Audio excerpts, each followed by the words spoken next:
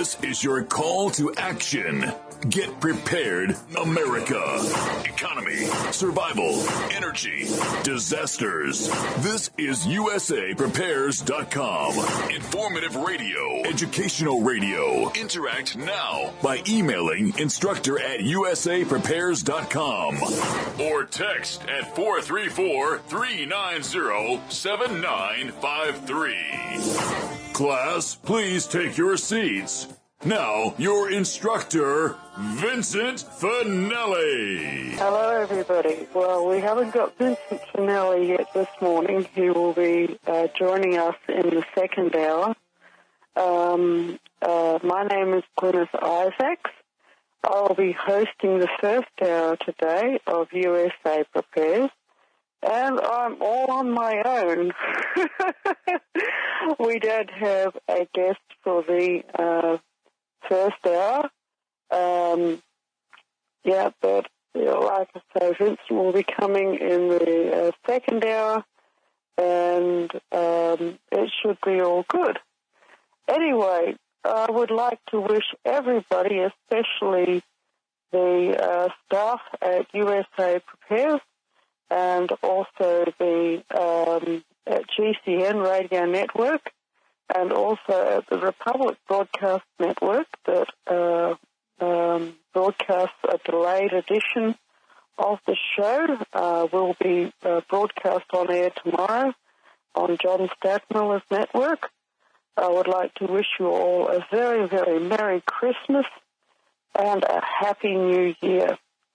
And, you know, the whole point of USA Prepares is so that we can be prepared for whatever comes down the track.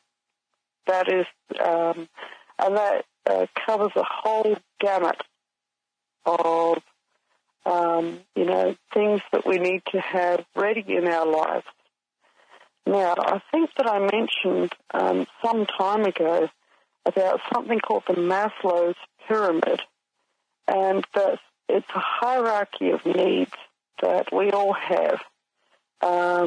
At the bottom of the pyramid are physical needs, such as food, such as water, such as shelter, such as, warmth, fire, and at the middle levels of the pyramid are things like the ability to create, the ability to express emotions safely, safety of travel, basic human and common law rights, the ability to be able to live this life in some sort of safety. And in the upper levels of the Maslow's pyramid, when you've got those basic things sorted out, you can begin to think about and express a higher purpose. And I know that over the last month or so that I've been beginning to sort of express this sort of, the more esoteric side of, what it means to be able to survive in this universe as a soul, and that is across multiple lifetimes. And some of that is like what I would like to talk about in this first hour, because, when we come onto this earth, God puts us on this earth. He puts us here as a soul on the earth. And I would just like to discuss for a little bit, so that I was contemplating earlier the monumental nature of what it actually is to incarnate on this earth as a human soul. Okay. And, I'll take myself as an example. I come onto this earth and, in this present lifetime, what's happened is, I get born in a particular place at a particular time, and the man who ends up being the love of my life actually gets born on the opposite side of the earth. He was born in Scotland, and I was born in New Zealand. And for two such souls to meet, the odds of that ever even happening would have to be monumentally small. And yet it did happen. And the reason why it happened is because this is not a random universe. Okay? And, you know, we met, we married, we had 2 children, and then he died. And it wasn't very comfortable for me at the time, and there's been basically hardship of one sort or another ever since. But that's all by the by. The thing is that we did all survive, okay? And not only that, it didn't just happen once. It happened a number of times that both of us, as souls, incarnated onto the earth, and then in the most unlikely circumstances,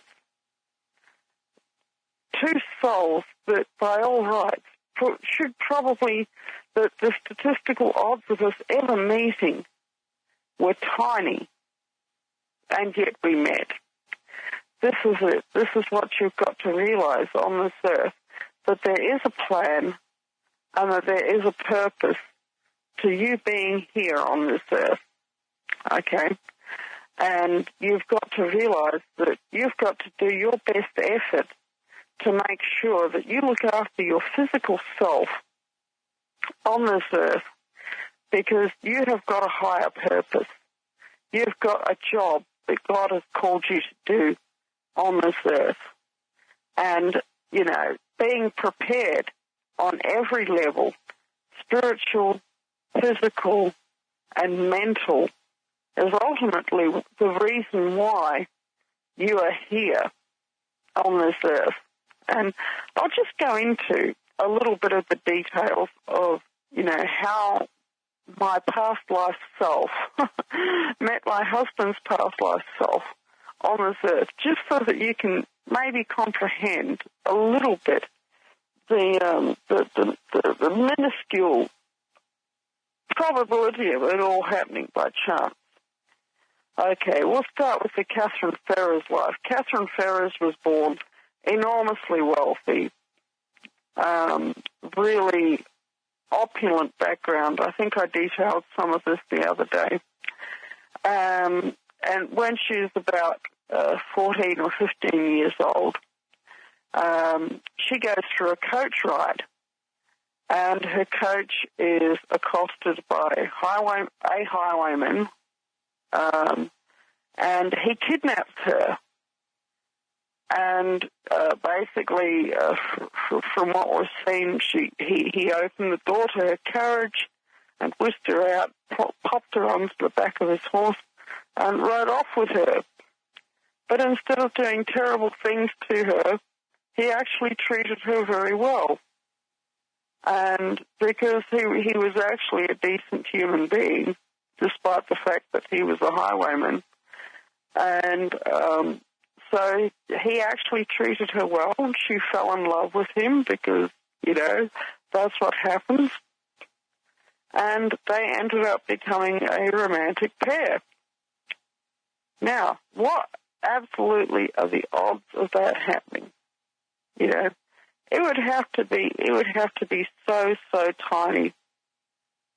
And, you know, just for the fact that, you know, that they actually got on well together, these 2 people from 2 enormously different classes, you know, they would have had actually very, very little in common, and yet when they met, under such unfortunate circumstances, there was such a resonance that, you know, that they wouldn't just meet on one lifetime, but they would actually end up meeting across multiple lifetimes. Okay, now, I'm aware that we may only have a few minutes before the break now, so I'm going to, I'm going to quickly go into the Bartholomew Roberts, and I'm just going to keep talking until I hear the music here. But yes, anyway, they both died in the end. You know, they only they have a relationship actually that lasts maybe 12 years, and then when she's 25 years old, he is killed, and then a short time later, she is also killed. Those two souls, they go away back into the other world, back into that place where we all go when we die. Then, you know, a number of years pass by. You know, decades and decades and decades pass by. And these two souls, they reincarnate again. Once again, in different places of the world. Roberts was born in Wales, and it seems that George Wilson was born in England.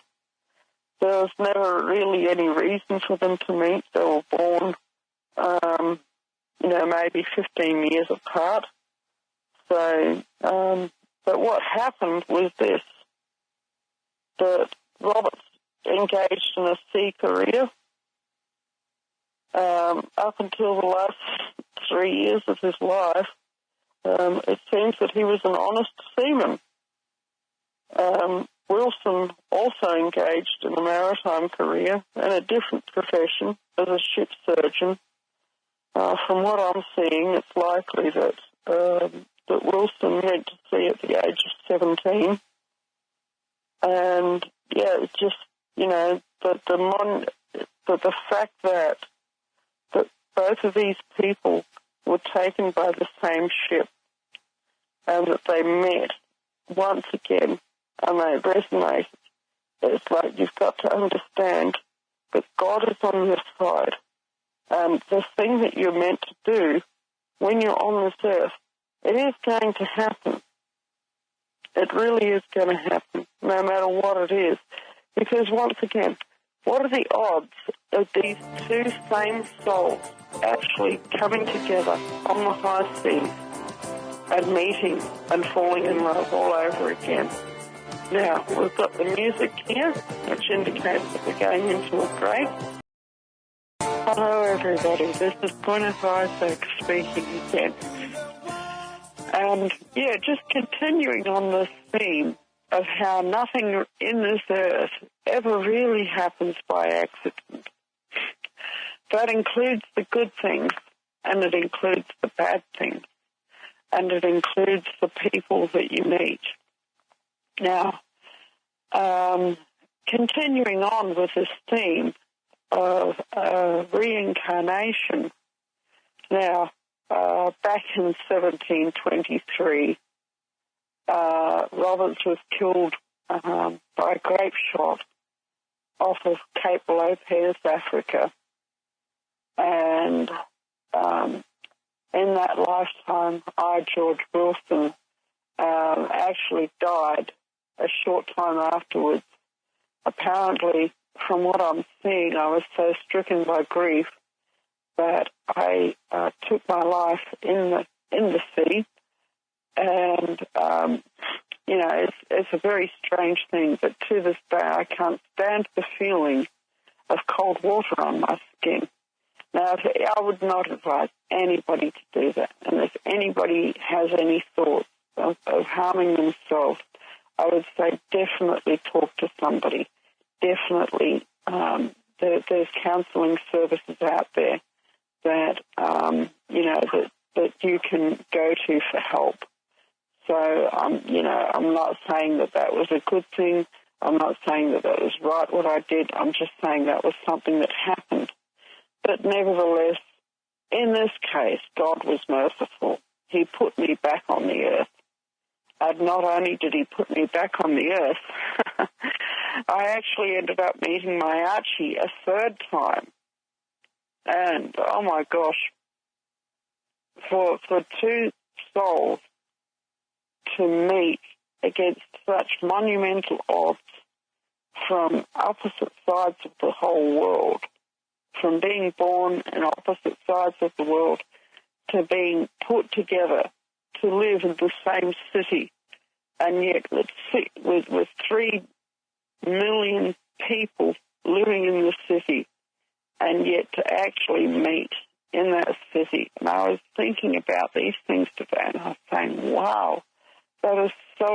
everything.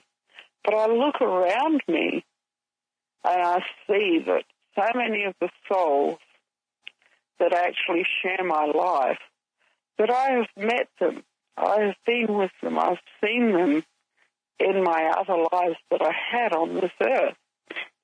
And you know something, it's actually the case with every single one of us. And I know that Norm Shealy goes into this topic a great deal. He discusses the reincarnation of soul groups. And, you know, it is actually true. You've got to realize that nothing, whether you believe in reincarnation or not, nothing on this earth ever happens by accident.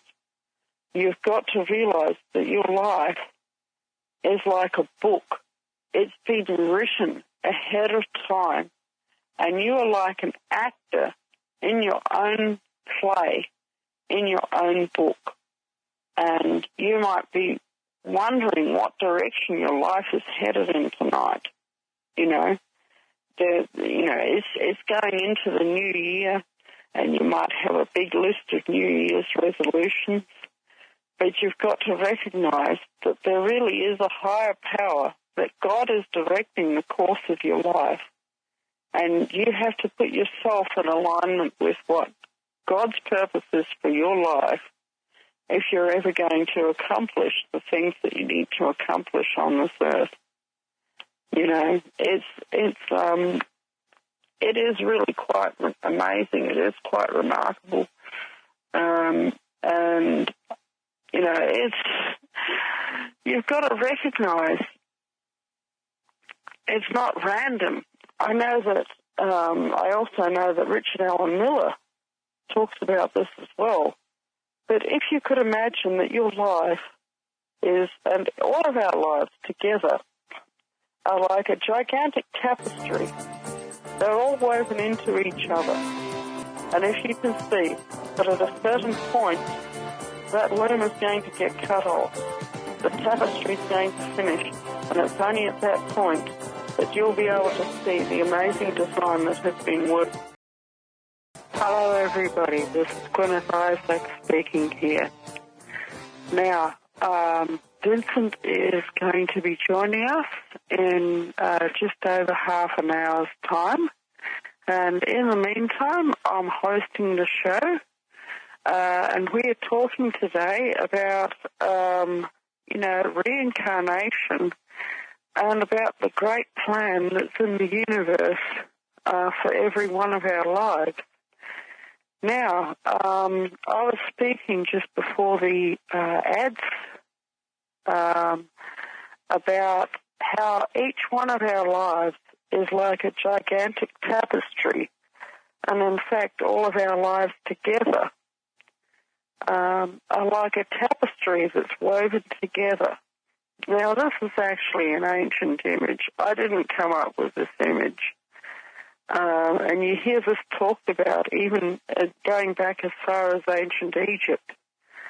And you've got to realize, you know, when you begin to see life in this way as the great weaving or the great tapestry, it really makes you have a lot more of a respect for the people that come into your life, even the bad people, even the adversaries that come into your life.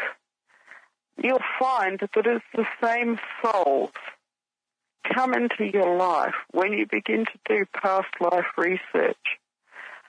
I go onto the internet and I do, historical research on the internet, and I look at photos, or paintings, rather. You know, Archie was a funny guy. He used to call photos paintings, and that's somehow come across to me. You look at paintings of, if it's from previous centuries, of your adversaries, and they're the same souls that have come into your life in this lifetime to test you, as in previous lifetimes. And I was thinking here particularly about a certain adversary. He was in my past life, in my George Wilson life, as Shalona Ogle. And oh my gosh, every time I see his face, you know, in the George Wilson life, you know, he's got such a smug expression on his face, you know, and I just go, oh my gosh. And I just, you know, all of the feelings, the emotions, the resonance, the words that I felt in that lifetime regarding this soul, that this was the man who destroyed my world in that lifetime. And then I look, and I can recognize that this particular soul has actually reappeared in my current incarnation. And I'm not going to say who he is. But let's just say he's an adversary. So, and I get it, you know, I don't know if he's going to manifest anything into my life. I really hope he doesn't. But he was an adversary both of my husband and of myself. And if you were to ever see this man's photo, and actually he tried to, maybe this is a bit of a spoiler, but at one time in the past he did try to kill my husband. That was interesting. He failed at that time. But it's once again, and actually he tried to kill my husband with a gunshot wound. And Shalona Ogle actually succeeded in killing Roberts by a grape shot to the throat. And so that's, but you see, the reason why I'm saying these tales is to see if I can get into somebody's head of how the whole past life thing works. It works in resonance with itself. And if you're aware of this, then your life actually goes easier. And you become a more gracious person. You become a person who is more accepting of things that happen, of good things that happen and bad things that happen, because you can see that it's the same pattern working itself out again, and you're just being put into the same set of events over again and getting given another chance to work it out better this time. You know, that's about the best I can say.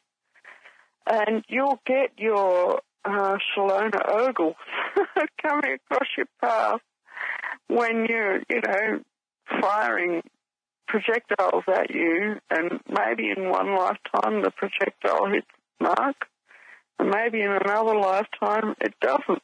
And you've got to live with the fact that this guy actually tried to kill you or somebody that you loved, and have to live with the fact that this other soul was out there in the universe, and, you know, maybe even not too far away, and that you know, how do you deal with something like that?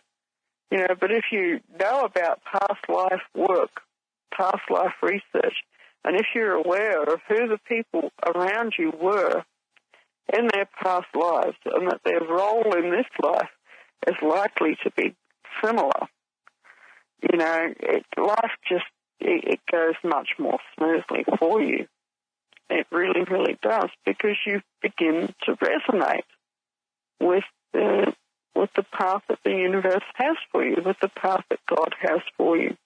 And when that happens, you know, you can make better choices this time. And I certainly, I mean, my life has still been, I mean, for one thing, there's been a bunch of karma out there because of, you know, I was not a good person in my past lives, and what you sow, you will reap, whether it's in this lifetime or whether it's in a future lifetime. That's just an immutable law of the universe. of sowing and reaping. And so if you go doing a lot of bad stuff and hurting people, you're going to end up getting hurt yourself. And so in this life, I had to do it, rather a lot of reaping, and it hasn't been very pleasant for me. But like I say, when you become more accepting even of terrible tragedies, when you realize, well, there we go, that's what happens, isn't it? That's absolutely what happens, I hope I don't seem that I'm rambling. I don't mean to, but I'm just saying that this is such an important part of having a psychological preparedness in your life, okay? And to realize that everything that happens to you, whether it's good, whether it's bad, whether it's indifferent, it's all part of a greater plan, okay? Now, what we are going to be facing, all of us on this earth, as these events unfold, there's no stopping them now. All these things that are indicated by things like the yellow shirt movement, by, the Trump presidency. Donald Trump, he's a good guy, but he's not going to be the president forever. And, the wheels of fate are going to turn around again. And, I don't know what's going to happen afterwards. But I know that ultimately everything is going to be okay. And like I say, it's this sort of mental attitude that enables you to be prepared, enables you to be able to accept what comes down the path for you. And a part of that is some sort of a belief in karma and sowing and reaping, that we have all been here before. Most of us have been here before. Most of us have past lives. You might not have been anybody famous. You might have just been an ordinary farmer. But whatever your experiences were, then you're getting another chance to have them played out in this lifetime. And what you need to do is you need to be aware of that. You need to make better choices. You need to make the sort of choices that, looking back, if you could look back on your life from 300 or 400 years into the future, you would need to say, well, yes, I made the right choice there. You need to not live your life in such a way that you would say, well, yeah, we really stuffed up. we really made some wrong decisions there, And even if you go into a period of your life where you suffer tremendous hardship, where you feel like you're being backed into a corner, okay, where you feel like that, you're being put into a set of circumstances where you're making decisions that you would want to have made at ordinary times, okay? That's life. Life happens that way. But what you have to do is you have to sit down and you have to say, right, we're here, okay?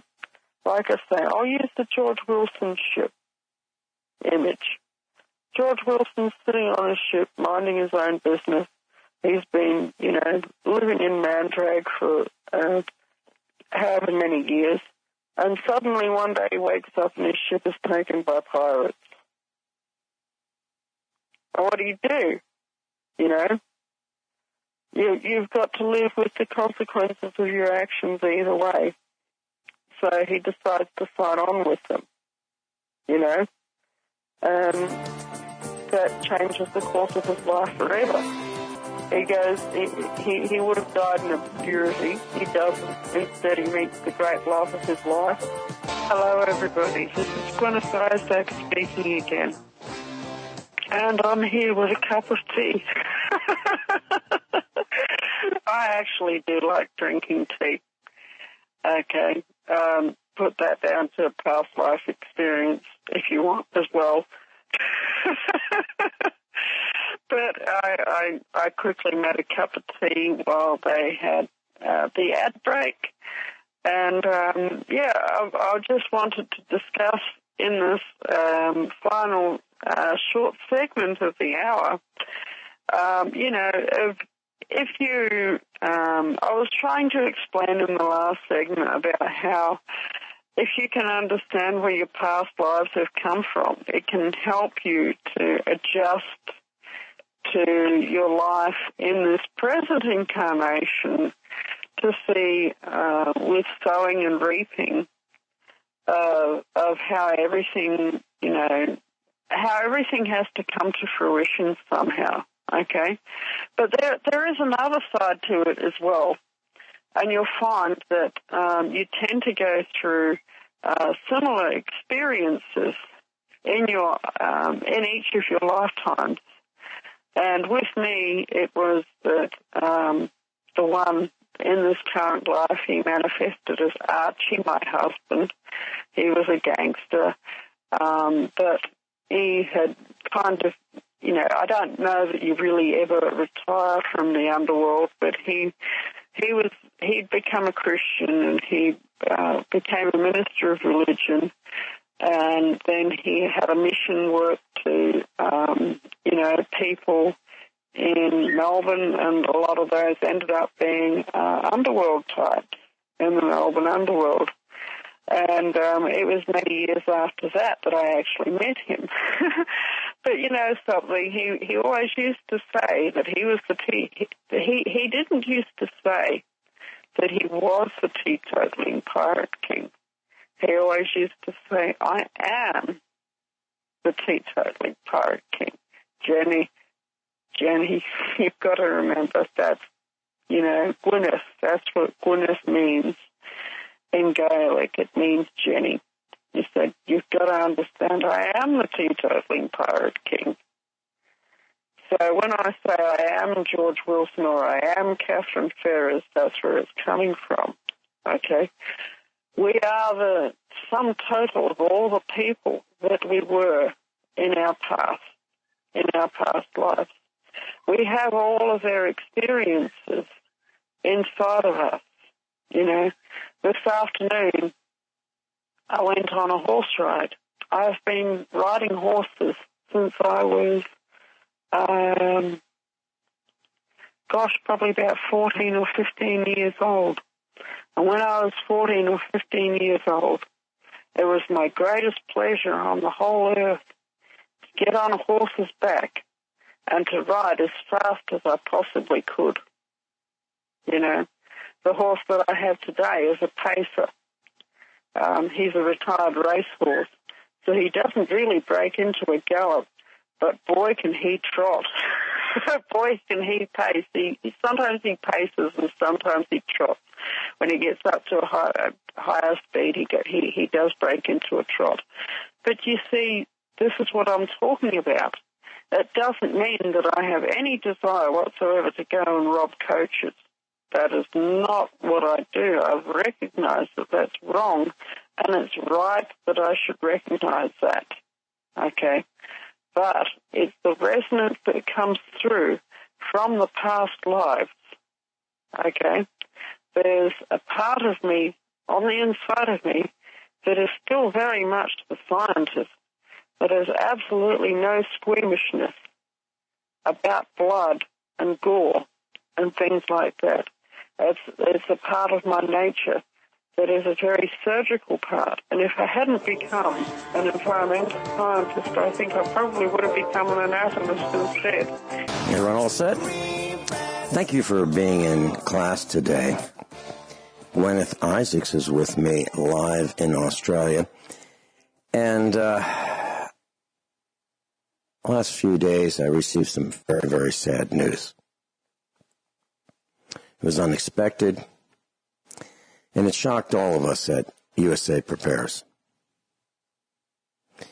I received a communique from Dr. Richard Allen Miller that our very dear friend and senior USA Prepares Instructor, Mat Stein, had passed away. Suddenly, unexpectedly. Passed away last week. And the phone calls and the emails that I received from those who had heard the news were of shock, and they all started out with the same word. Wow. No one knew what to say. You know, I remember Mat Stein here at the farmhouse in Missouri with Rich Scheben, Dr. Richard Allen Miller, so many of us around the kitchen table, USA Prepares Instructors, John Statmiller, John Regan was with us, Ed from Florida, Joey from Michigan, and other broadcasters were here. And it was a great time. You know, we're all laughing, and, you know, imagine a whole room full of broadcasters and people who are used to speaking in public, all having multiple conversations simultaneously, laughing, and it was extremely memorable. Mat Stein was there. And Matt was the epitome of health, exercise, health, love, nature. Every one of us was shocked to hear that he passed away.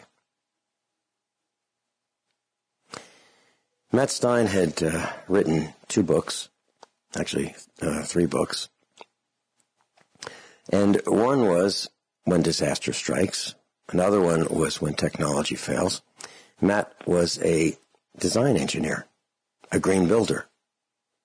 He authored 2 best-selling books, When Disaster Strikes, which is a comprehensive guide to emergency planning and crisis survival, and another book, When Technology Fails, a manual for self-reliant sustainability and surviving the long emergency.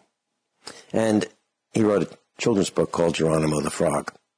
I happen to have an autographed copy of all 3 of them, given to me by Senior USA Prepares Instructor Mat Stein. Matt was a National Merit Scholar. He graduated the Massachusetts Institute of Technology, MIT, where he majored in mechanical engineering, and he was a recipient of the Straight T Award, which is MIT's highest athletic honor. He's appeared on numerous programs, radio and television. He was a repeat guest here at USA Prepares, as well as Fox News, MSNBC, Coast to Coast AM, Gary Null, Alex Jones, and the Tom Hartman Show, and others. He was an active mountain climber, and he served as an instructor for blind skiers. And he'd written numerous articles on sustainable living, and he was a guest columnist for the Huffington Post. So today and tomorrow we're going to remember Senior USA Prepares Instructor Mat Stein. And Guineith Isaacs is with us. Welcome, Guineith. Hello, Vincent. How are you? In the first sad. hour, I was talking about reincarnation and about how our lives are all a big tapestry. And, you know, I was actually considering Mat Stein and the role that he's played in this particular tapestry of USA Prepares, and about how he interwove himself with so many other people's lives.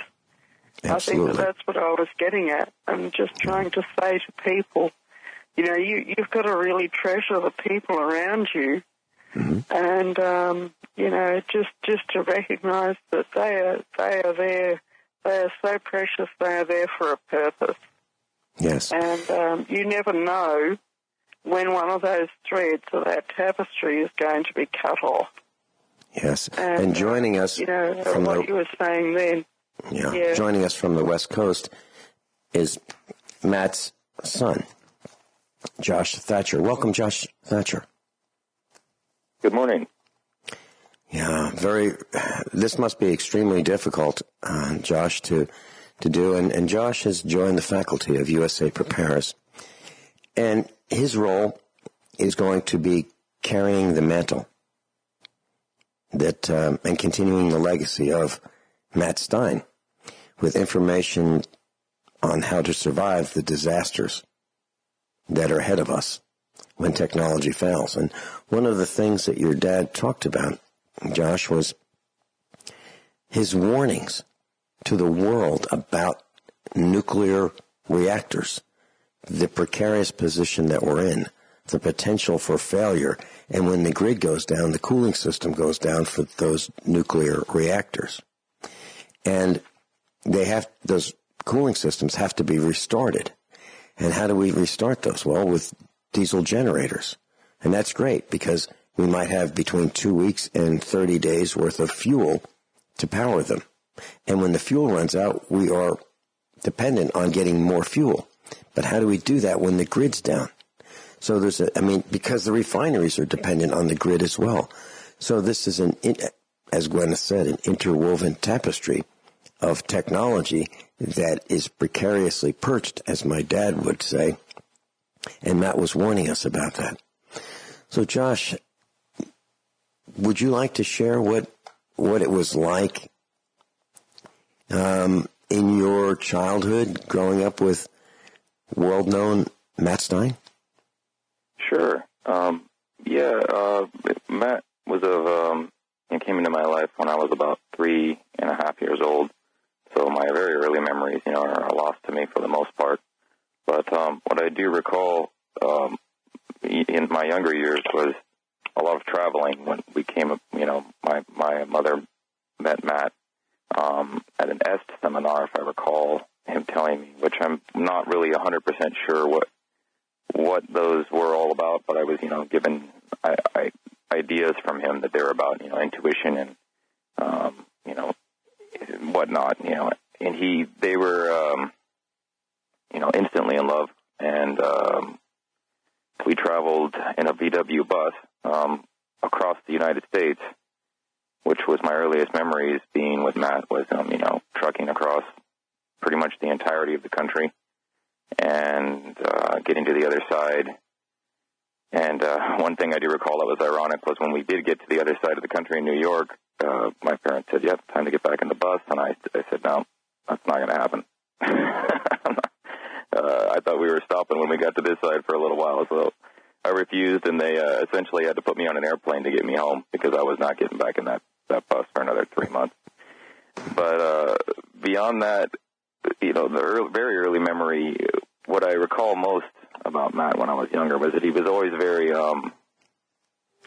present and kind to me. I hadn't had a father for those first few years, and so I was kind of a loner per se as a kid. And he was always trying to kind of interact with me on levels that most fathers didn't take the time to do a lot. He was very playful with me, always trying to be motivate me to think outwardly, and indulging my artistic side as a child, and being supportive. He was a very supportive person, a very loving person. And late growing up, when we moved quite a bit, many times, all the way between here and Hawaii and back, and mostly on the West Coast. But we throughout the years, the main theme, was that we were always kind of trying to stay away from major cities. We weren't really city people. We weren't into that kind of thing. It just never really worked out for us. So that all started, to really take effect when we moved into Nevada City, and we bought a 10-acre parcel out on Banner Mountain, actually. And we started, growing food and raising chickens and ducks, and we had a large barn, and it was a beautiful, beautiful piece of property. I had a lot of very fond memories of this.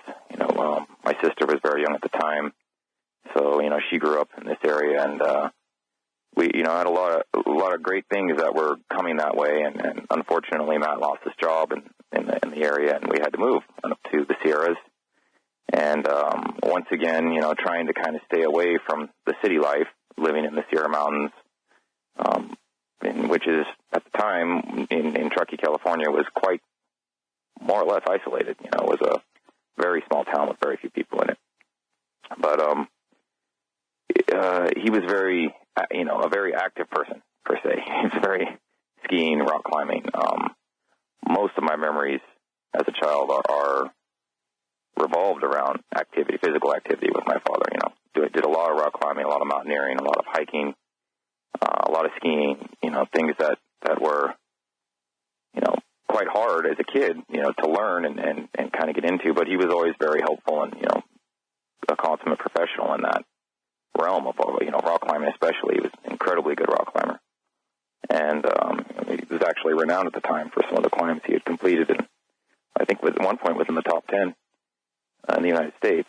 And we did a lot of. That was really our time together. Was mostly just spent working out, per se. Yeah, we're talking with Josh Thatcher, Mat Stein's son. As Guineith Isaacs and I both know, Mat Stein was articulate and precise in his language usage. He was an engineer. Josh, you are very articulate as well. As a young child, did Mat Stein encourage you to be precise and accurate and articulate in your language usage? Yeah, he definitely, I think it was just our dealings with each other that encouraged that. I don't think it was a direct, specific encouragement on his part. I don't think he was, concerned per se about my verbiage or the way I expressed myself. I found it at an early age because of some of the circles that he traveled in that I had to communicate as a child with some very, intelligent people, including himself frequently. So it became strange to many of them that as a very young child I was able to communicate with adults. I wasn't really thinking about all the standard things a lot of kids were thinking about. So he was definitely, I would say, surprised and enlightened by the fact that I had the capacity to do that, and he did for sure nurture it, and try to help me become more articulate as a child, and because I was it was really into reading, and that was, to him that was great because most kids don't really care about that stuff at a very young age. What are some of the events that led up to your dad writing his first book, and what are some of the reasons why he began writing about the topics of preparedness and when disaster strikes and calamities and what you need to know about what can make them happen so that you can be prepared to deal with the fallout of these events? And I'm talking about when disaster strikes and when technology fails, the two books. I think specifically in the first book, it was, living in the Sierras, we were very subject to, intense weather, very, heavy-duty storms that could inundate the entire area and knock out, the function almost.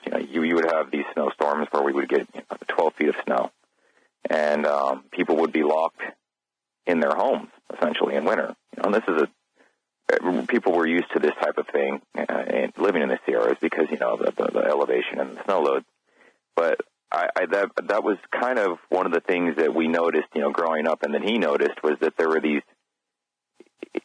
people would get very nervous about being trapped, per se, in a place where they couldn't, didn't have a choice to leave.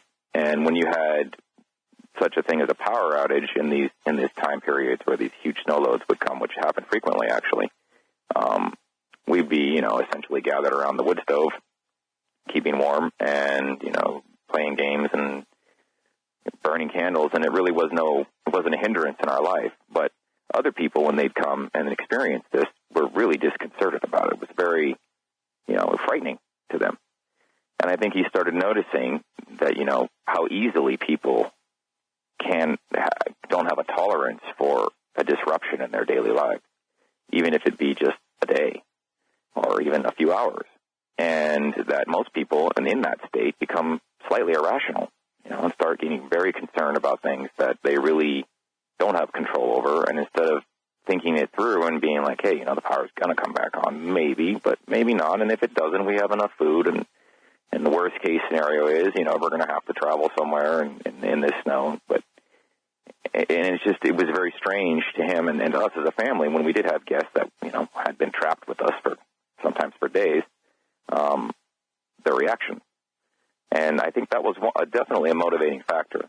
The fact that some of these storms, were so brutal per se that there were times that the entire town was trapped within itself and no food was coming in.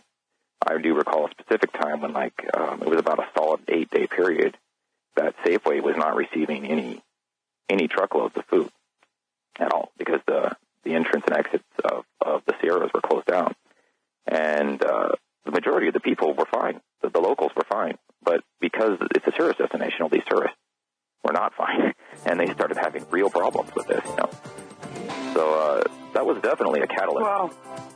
In figuring out how to, make people a little more comfortable when things don't go exactly right. A couple of quick comments about tomorrow's broadcast with Dr. Richard Allen Miller. Tomorrow we're going to spend the broadcast remembering Mat Stein, how he touched our lives, the footprints he left on the planet. And I'm going to invite all those in our class and instructors, students and instructors, to call in with your thoughts about Mat Stein. And the number that you can call in tomorrow is 866-582-9933. 866-582-9933. And the time to call in is between 9 and 11 a.m.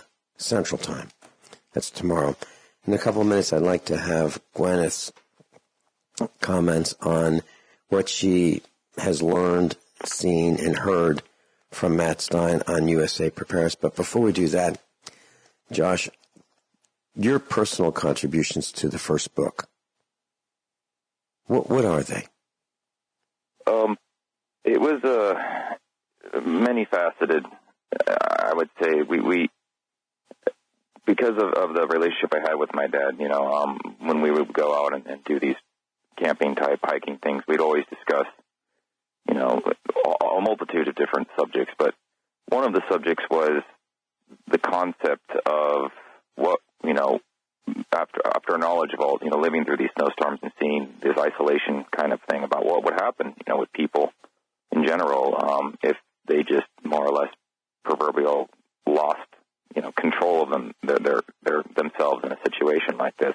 And we hypothesized about that quite a bit. We would discuss different scenarios involving, different theories, different catalysts, and my main contribution was pointing out to him these major changes in our winters and weather that we were seeing, that he started to notice more and more. I also was kind of at the time, interested in looking at the concepts of government and top-down control, as a teenager, and started thinking of, reading into the concepts of, the proverbial deep state and the unmentioned, Illuminati and things like that, more of as an entertainment thing, and didn't take it incredibly seriously. But the more I talked to him about some of these control factions, he became interested in how the government seemed to be overbearingly, controlling things in scenarios that are not, it seemed in their best interest to not potentially make things work when some of these cataclysms occurred. Almost as if they weren't concerned about the betterment of, humanity in a scenario that went wrong, that they weren't really worried per se about what might happen if one of these things went down. And at the time, we had some relatively large earthquakes around the world, and I pointed out to him, the response times for these were abhorrent. These people are dying, and no one really seems to be doing anything about it. I know we have plenty of money for defense, and it's just sitting there in a fund unknown, and that there's these people that are suffering around the world in these events, these cataclysms, that are, clearly out of our control, but there's something we could do. Why can't we step in? And, these people, if they had some sort of knowledge, maybe they had the capacity to help themselves, and of course, in these very poor countries, that's not usually feasible, but in our country, it very well might be, if some people just had a little bit of a heads up. And I kind of planted the seed in is there no reason why people can't take some of this seriously, that these theories can't be, postulated about this cataclysms occurring, that people can't maybe start figuring out what they might be able to do if something like this happens? Because clearly, as we knew growing up in the winter wonderland where we were without food for weeks, if we wouldn't have had food, we wouldn't have been eating. And we needed to get people to start thinking kind of like that, because that could happen at any time, to anybody in a very large earthquake, or causing the power to go out. And if in a place like where we were prepared for it, imagine what would happen in a place like Los Angeles or New York City, that there would be a very short fuse for humanity's tolerance in those types of scenarios. And the more we talked about it, the more we theorized on how those things could come to pass, why they might come to pass, and what would be the repercussions. Guineith, you've had a chance to listen to USA Prepares for quite some time. You were a student of USA Prepares. You would call me at the farmhouse with comments about the broadcast, and you would add more information. And so as a result of that, you've become an instructor at USA Prepares. What are your thoughts about Mat Stein, what you've seen, heard him say? Okay. I would tend to agree with Josh that one of the most important areas that he has contributed is in the area of disaster preparedness, and for people being able to keep an even keel in hard times, and to sort of normalize that that things. You think that things are normal now. They're actually not normal now, if that makes sense. That you never know when your whole life is going to be wiped out, and you have to have the mental resilience to be able to deal with it when things are not going according to plan. And I think that was Mat Stein's biggest takeaway, biggest take-home message was that we need to be resilient no matter what comes our way in our lives. Does that make sense? It absolutely does, and I believe that's what Josh was saying. I do. So, Josh, when you're going to be carrying on the mantle, you're going to be carrying on the legacy. You are going to continue getting this information out across the globe. Continuing the books. What are your thoughts about that? How do you plan on doing that?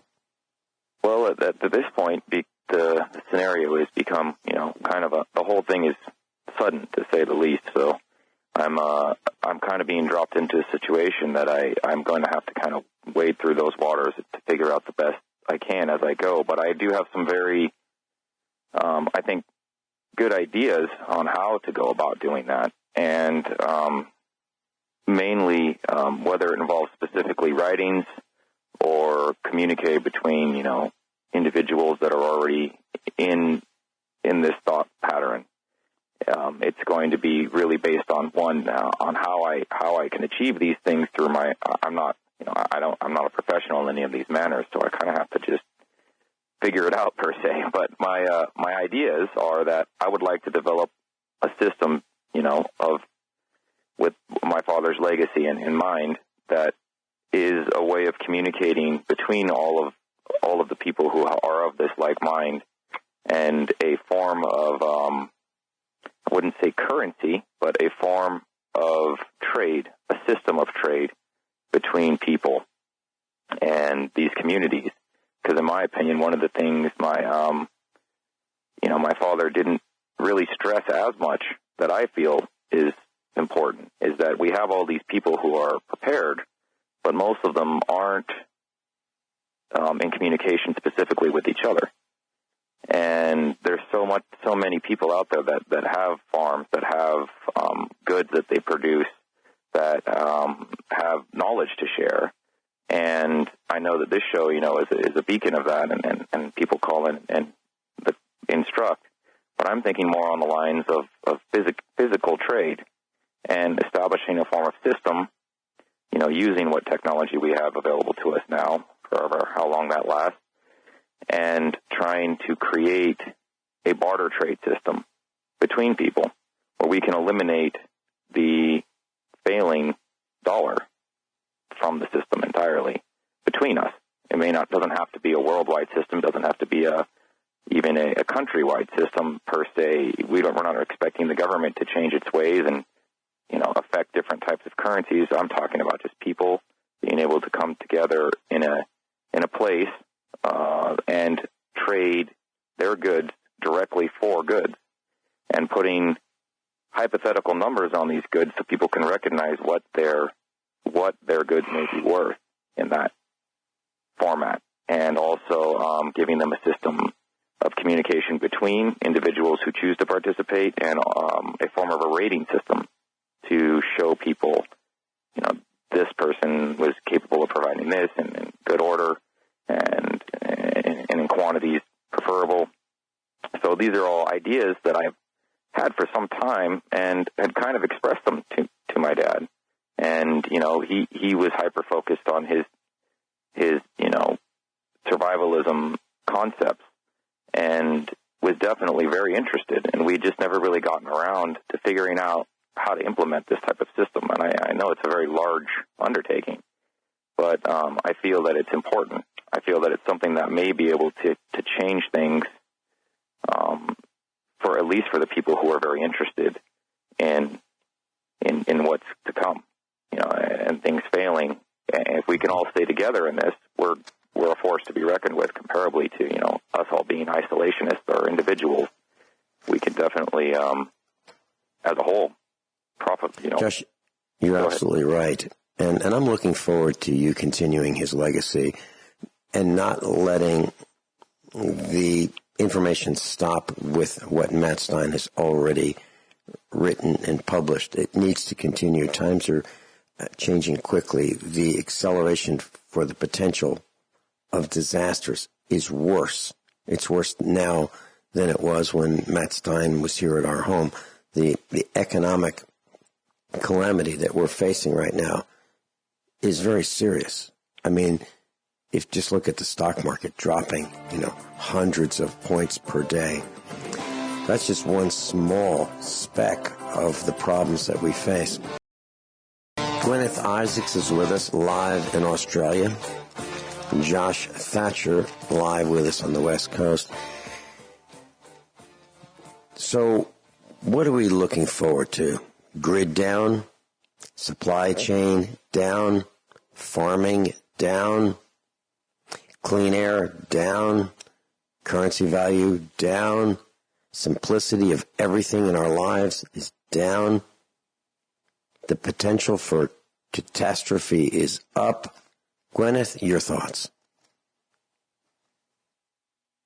Okay, I would say all of the above.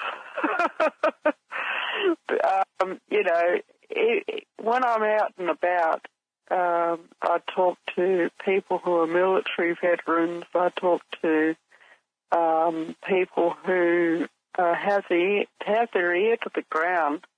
None of them think that things are going to improve.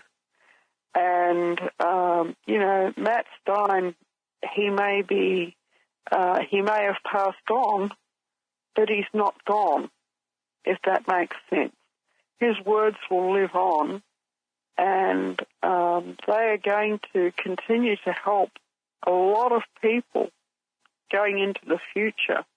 you know, and that's the really, really important thing. The legacy that this man has left is just absolutely huge. And, you know, that's what is really, really most important here.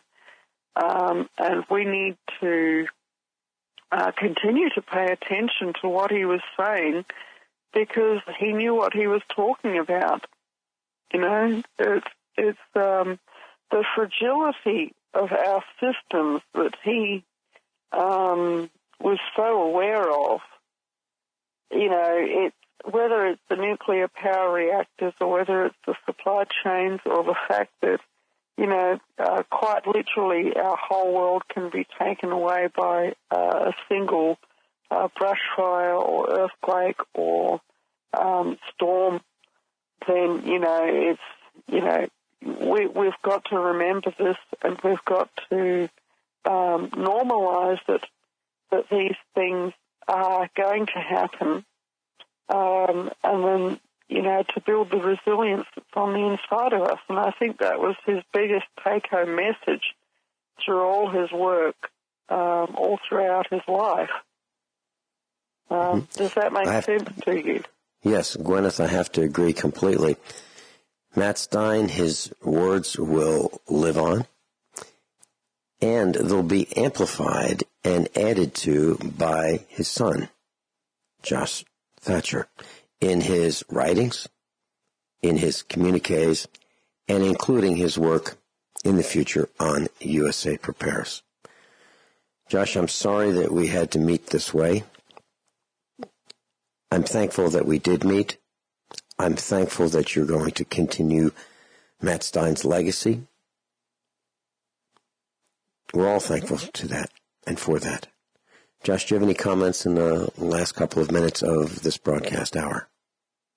I do look forward to, you know, doing my best to try to continue on what my father started. It's a tall order, and I definitely don't have the capacity to surmount his deeds, but I'll do my best to try to help out, you know. But my main concern really for what the future lies, and I think that's going to be the real problem, is I know right now power outages are going to play a huge part in the very near future, I believe, across the country. Possibly long-term power outages, but very large scale. We just had one in Oregon just not more than 10 days ago. 18,000 people lost power. And it was strange driving through my town with all the lights out, you know, everything out. And I see that being a major concern very soon. So I would say if anything is for preparation, look that direction and see what you can do to mitigate that to the best of your ability. And I'll do my best to try to help. Josh Thatcher, thank you so much for being with us. Guineith Isaacs, thank you for being with us.